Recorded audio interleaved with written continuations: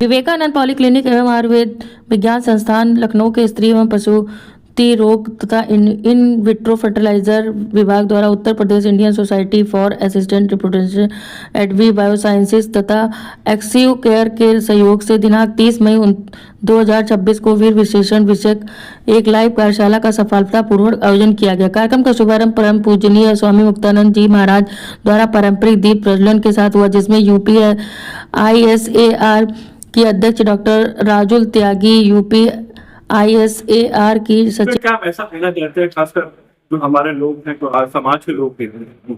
देखिए, आज एक महत्वपूर्ण प्रोग्राम हुआ है जहाँ पर इस विषय में जो सर्वाधिक विशेषज्ञ हैं कि विज्ञान की ये जो अभिनव आविष्कार घर घर में पहुँचने के लिए तैयार है, उसका एक प्लेटफॉर्म हुआ। हम सारे एम्बुलेंस को बुलाया, इसके बारे में जो अभी जो IVF का जो वर्तमान प्रक्रिया चल रहा है ये इतना बढ़ गया, ये विज्ञान अब घर घर में पहुंचने का समय हो गया। और स्वामी विवेकानंद का जो योगदान है अस्पताल का, इस अभिनव IVF प्रक्रिया को हम इसका सुविधा आम जनता को देना चाहते हैं, क्योंकि ये हर जननी का अधिकार है एक संतान पाने का। जो शारीरिक रूप से पिता माता का अक्षम रूप से नहीं हो पा रहा है, विज्ञान उनको आगे बढ़ा रहे हैं। आज का जो वर्ष कार्यशाला हुआ है उसके सबसे ज़्यादा महत्वपूर्ण योगदान है ये AI से बनाया, और इसमें सर्वाधिक विशेषज्ञ है आगरा से आए हुए हैं।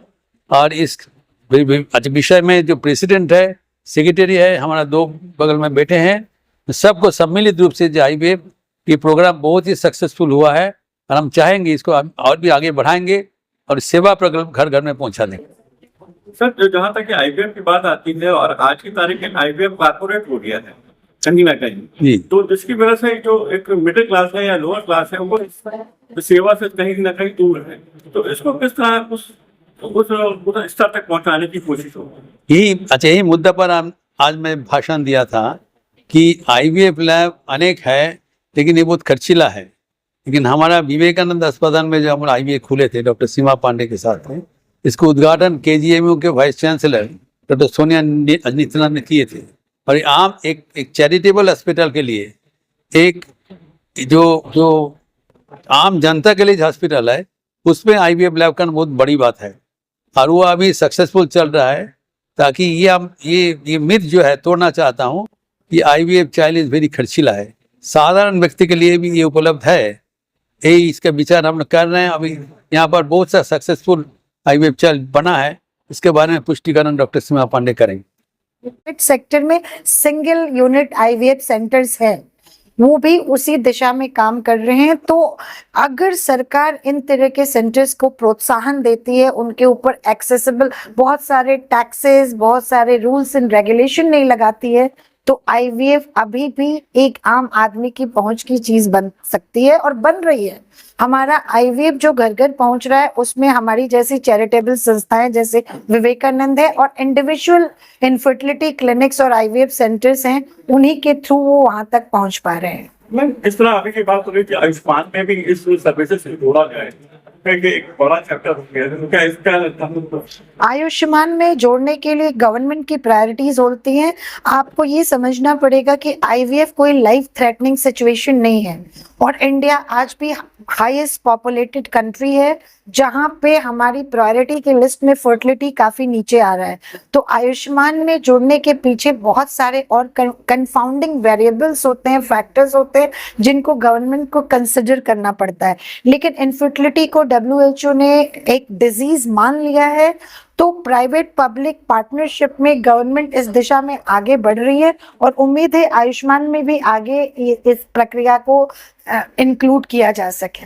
हुआ है आज जो विवेकानंद ने इस प्रोग्राम को आयोजित किया है, उसका मेन एम ये है कि IVF जो है ना, किसी रईस की जागीर नहीं है।